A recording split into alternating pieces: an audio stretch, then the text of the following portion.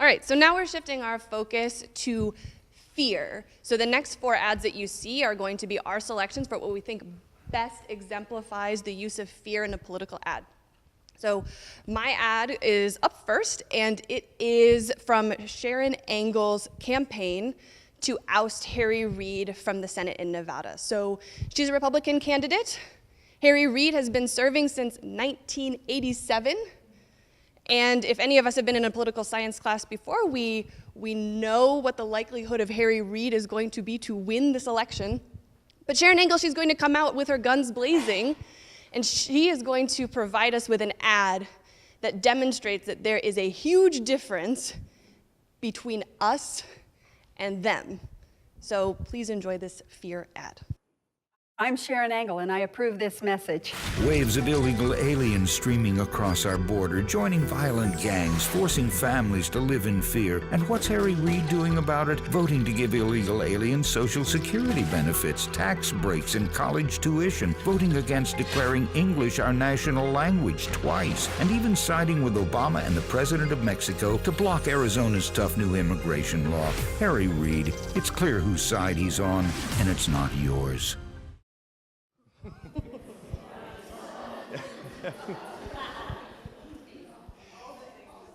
That's pretty fearful, but it's not bear fearful. All right, so the next ad we're going to look at, my ad, is from 1984 again. It's Ronald Reagan versus Walter Mondale. And the beauty of this ad is the simplicity.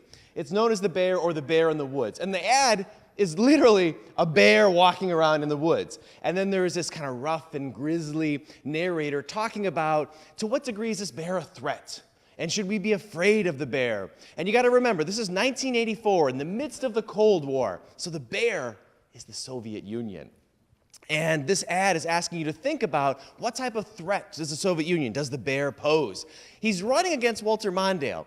And Mondale had talked about de-escalating tensions with the Soviet Union, about negotiating with the Soviet Union. And so Reagan uses this ad to attack that position, peace through strength.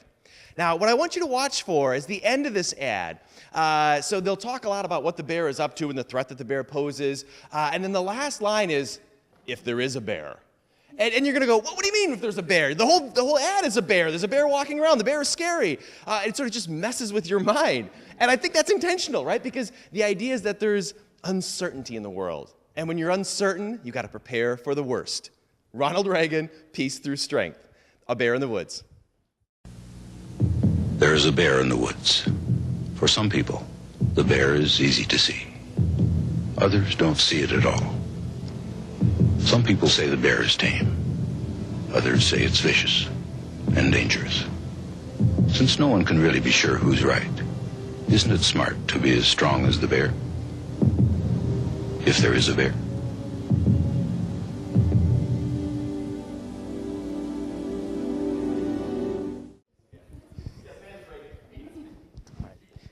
I don't have any animals in mine, but I might be able to match Dr. Mark's racism, not her own personal racism, but the racism in her ad, which was really a bunch of scary brown people scaring white people in their homes.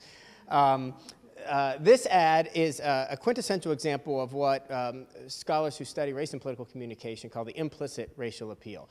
So in 1988, George H.W. Bush is president, and he's running, he's vice president. He's running for election against Michael Dukakis.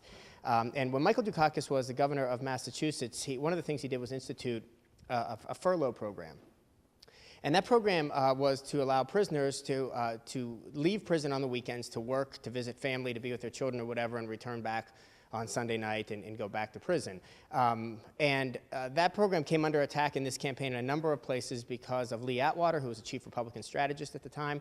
There was an ad that preceded this that had a revolving door and just had on a prison and just had people sort of going through the revolving door.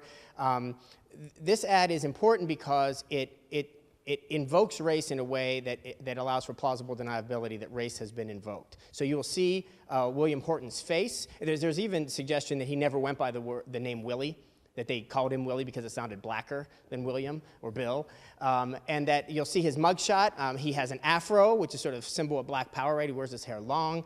The facts of this ad are true.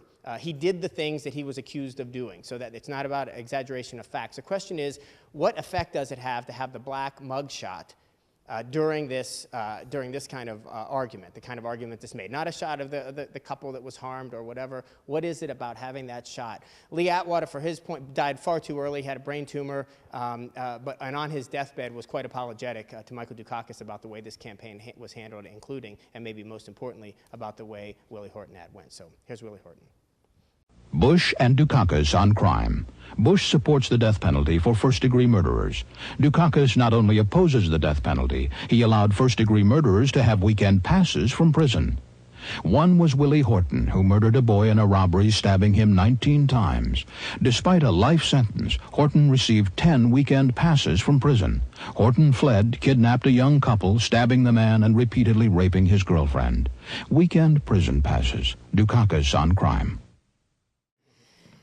So many of you have probably seen this ad, heard of this ad, maybe seen it in my class, for example, or Dr. Caliendo or potentially Dr. Mark's classes. So just to give a little backstory for those of you that are not familiar, so the Daisy Girl ad, this was run once, literally one time in 1964 during the CBS Evening News.